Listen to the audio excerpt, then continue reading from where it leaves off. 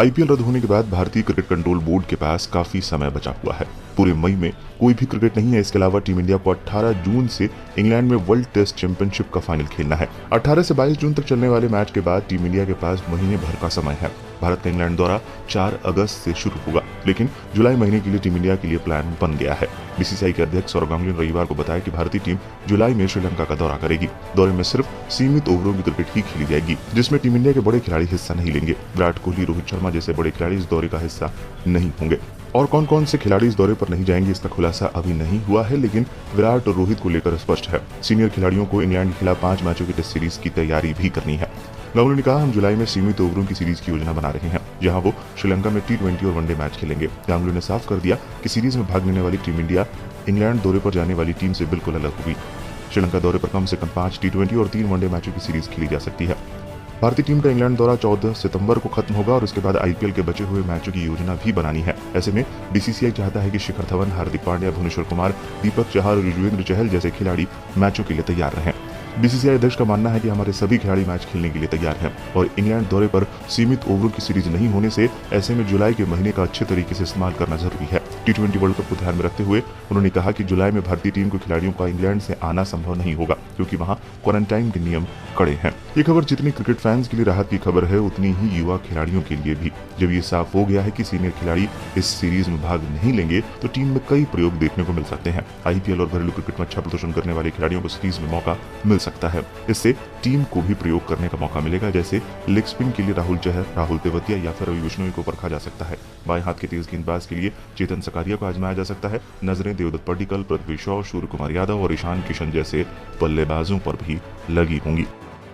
IPL तो cancel हो गया, लेकिन बीसीसीआई T20 वर्ल्ड चैंपियनशिप अपने हाथ से जाने नहीं देना चाहेगी और इसी वजह से उसका दावा है कि इस साल T20 वर्ल्ड कप का आयोजन तय शेड्यूल के मुताबिक भारत में ही होंगे।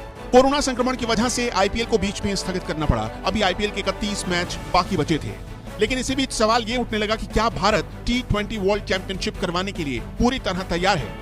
लोग इसका जवाब बीसीसीआई से चाहते थे और बीसीसीआई ने इसका जवाब दे दिया है।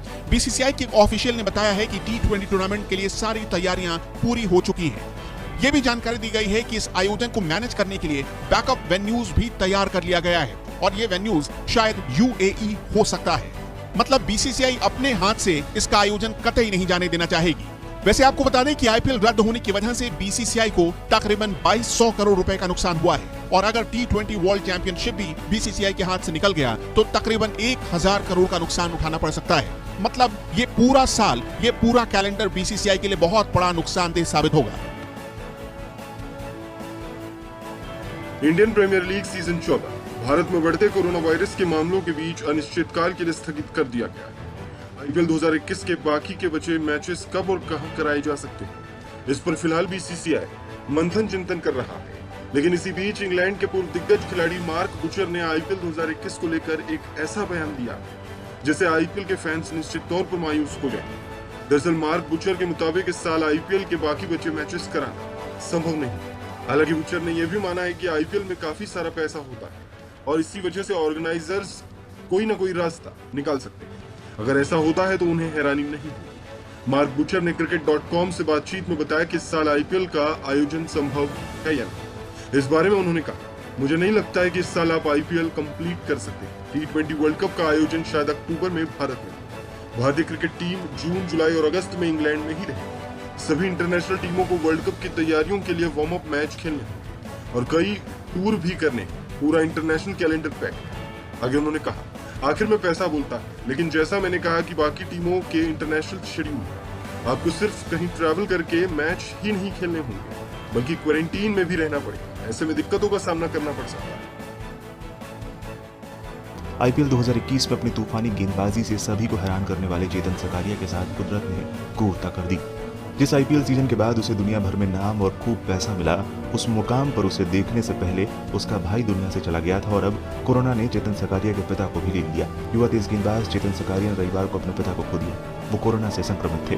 राजस्थान रॉयल्स टीम प्रबंधन के सूत्रों ने इसकी पुष्टि की है। उन्होंने कहा, ये काफी दुर्भाग्यपूर्ण है और इस समय परिवार के साथ हमारी पूरी प्रार्थना है।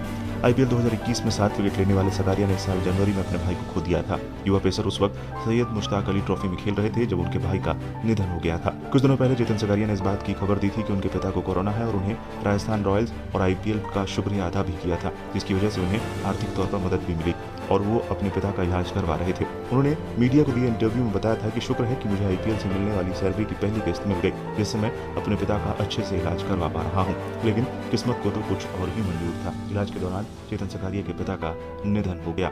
बता दें, देश में कोरोना की दूसरी लहर का प्रकोप जारी है। पिछले कुछ दिनों में लगातार 4 लाख से अधिक मामले सामने आ रहे हैं और अब तक 4 लाख के करीब लोगों की मौत भी हो चुकी है, जिसके चलते आईपीएल के 14वें संस्करण को भी बीच में स्थगित करना पड़ा।